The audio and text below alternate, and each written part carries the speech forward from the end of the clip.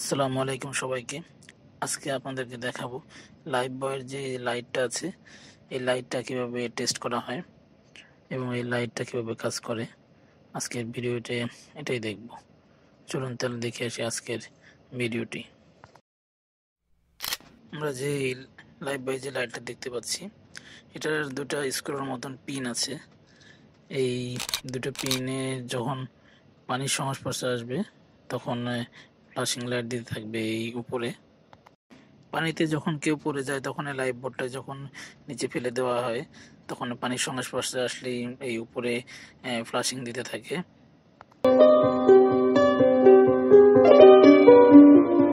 তাহলে আমরা এখন দেখি এটা কিভাবে কাজ করে, কিভাবে এটা ফ্লাশিংটা দেয়। আমরা এখন পোর্টে আছি, এখন কিভাবে এটা টেস্ট করা যায় সেটাই দেখি। এটা টেস্ট করার জন্য আমি এখানে একটু পানি রেখেছিলাম বোতলে। এই পানিটা নিয়ে আমি আঙুলে একটু ভিজিয়ে নিয়ে তারপরে এখন একটু টেস্ট করব। একটু ভিজিয়ে নিলাম, ভিজিয়ে এখন ওই যে দুটা স্ক্রুর মতন পিন দেখিয়েছিলাম ওখানে ভিজা আঙুলটা টাচ করবো। টাচ করার পরে দেখা যাবে ফ্লাশিং দেওয়া শুরু করেছে।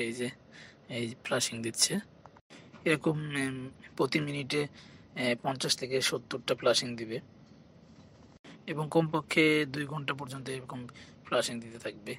রাতের বেলা যদি কেউ পানিতে পড়ে যায় আর লাইফ বোটে যদি কেউ ইউজ করে তখন যদি এরকম ফ্লাশিং দেয় তাহলে বোঝা যাবে যে ওখানে কেউ আছে। তখন কাউকে এভাবে শনাক্ত করা যাবে।